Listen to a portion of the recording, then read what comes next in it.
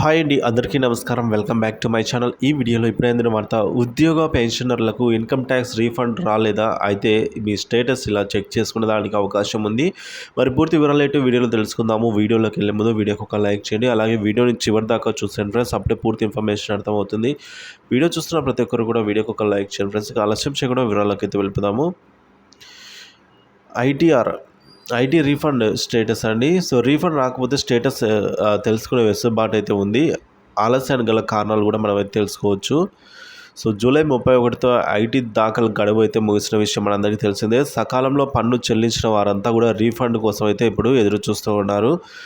So కావాల్సిన దానికంటే అధికంగా పన్ను చెల్లించిన వారంతా రీఫండ్ను ఆశించవచ్చు.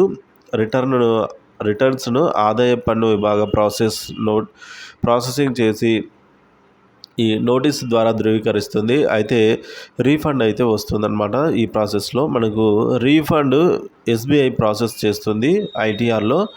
సో ఐటీఆర్లో పేర్కొన్న బ్యాంక్ ఖాతాకు అయితే జమ చేస్తుంది. అందుకే సరైన ఖాతా సంఖ్య అంటే ఖాతా ఇవ్వాలి. ఇక ఐఎఫ్ఎస్సి కోడ్ ఇవ్వడం చాలా ముఖ్యము. ఆదాయ పన్ను ఈ ఫైలింగ్ పోర్టల్లో బ్యాంక్ ఖాతాను వ్యాలిడేట్ చేయాల్సి ఉంటుంది. అయితే అకౌంట్ను పాన్తో దించడం కూడా తప్పనిసరి అండి. సో పాన్ కార్డ్తో బ్యాంక్ అకౌంట్ లింక్ అయి ఉండాలి. సో ఈ రీఫండ్కు ఎంత టైం పడుతుందో ఇప్పుడు తెలుసుకుందాము. రీఫండ్కు రావాలి అంటే మనకు ఖచ్చితంగా వెరిఫై చేయాల్సి ఉంటుంది. కాబట్టి సాధారణంగా రీఫండ్ జమ కావడానికి 4-5 వారాల నుంచి 4 నెలల వరకు కూడా సమయం పడుతుంది గరిష్టంగా. అప్పటికీ రాకపోతే ఆదాయ పన్ను విభాగం నుంచి ఏమైనా సమాచారం వచ్చిందేమో ఈమెయిల్కు చెక్ చేసుకోవాలి. పైగా ఈ ఫైలింగ్ సైట్లో రీఫండ్ స్టేటస్ను ఎప్పటికప్పుడు తెలుసుకోవచ్చు. స్టేటస్ ఎలా తెలుసుకోవాలి అనే విషయానికి వచ్చినట్లయితే ఆదాయ పన్ను విభాగం వెబ్సైట్ అయినా incometax.gov.in లాగిన్ కావాల్సి అయితే ఉంటుంది. సో రీఫండ్ స్టేటస్ని అయితే ఈ విధంగా చెక్ చేసుకోవాలండి. సో ఈ విధంగా లాగిన్ అయిన తర్వాత మనము ఫైల్స్ ఆప్షన్ పైన క్లిక్ చేయాలి. అందులో ఇన్కమ్ ట్యాక్స్ రిటర్న్స్ను ఎంచుకొని వ్యూ ఫైల్డ్ రిటర్న్స్ పైన క్లిక్ చేయాలి. సో ఇటీవల దాఖలు చేసినటువంటి ఐటీఆర్ని ఎంచుకోవాలన్నమాట. సో వ్యూ డీటెయిల్స్ ఆప్షన్ పైన సెలెక్ట్ చేసుకోవాలి. దాఖలు చేసిన ఐటీఆర్ స్టేటస్తో పాటు రీఫండ్ జారీ అయిన మొత్తము తేదీ వంటి వివరాలు వస్తాయి. సో స్టేటస్ అయితే ఇలా చెక్ చేసుకోవాలి. రీఫండ్ వచ్చినప్పుడు ఐటీఆర్ ఫైలింగ్ ప్రాసెస్ పూర్తి, రీఫండ్ బ్యాంక్ ఖాతా జమ అయింది అనే స్టేటస్ వస్తుంది. అలాగే రీఫండ్ అనేది పాక్షికంగా సర్దుబాటు చేసినప్పుడు క్రితం బకాయిలైన ఏమైనా ఉంటే ఐటీ విభాగం వాటిని ఏడాది రీఫండ్ నుంచి సర్దుబాటు చేసుకుంటుంది. అలాంటప్పుడు ముందే సెక్షన్ 245 కింద నోటీస్ పంపుతుంది. మీరు దానికి సమ్మతిస్తూ రిప్లై పంపాల్సి ఉంటుంది. లేదంటే ప్రాసెస్ పూర్తి చేసి సర్దుబాటు మేరకై రీఫండ్ అయితే జమ చేస్తుంది.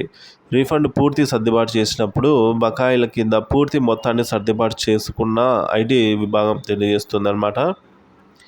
ఇక రీఫండ్ ఫెయిల్ అయినప్పుడు ఐటీ విభాగంలో రీఫండ్ జారీ చేసినప్పటికీ బ్యాంకు వివరాల్లో తప్పుల కారణంగా జమ కాలేదు అనే కొన్ని సమస్యలు ఎదురవుతున్నాయి. సో కాబట్టి ఖచ్చితంగా మనం ఇచ్చిన బ్యాంక్ అకౌంట్ ఐఎఫ్ఎస్సి కోడ్ సరి చూసుకోవాలి. సో కాబట్టి కారణాలు ఏవైనా ఉండొచ్చు. పాన్ యాక్టివ్గా లేకపోవడం కానీ, లేదా ఆధార్తో బ్యాంక్ ఖాతా అనుసంధానం లేకపోవడం కానీ, ఇలాంటి మెసేజ్లు కూడా చూపిస్తుంది అనమాట మనకు స్టేటస్లో. ఏదైనా రీఫండ్ కాకపోతే సమస్య ఉన్నట్లయితే బ్యాంక్ అకౌంట్ నెంబరు, అలాగే ఐఎఫ్ఎస్సి కోడు, ఇక ఎంసీఆర్ఐ code.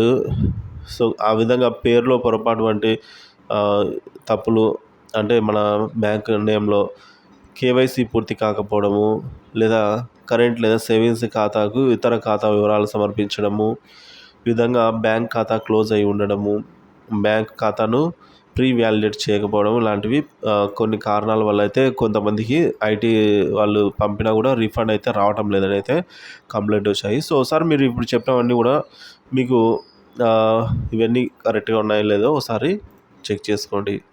Thank you for watching this video.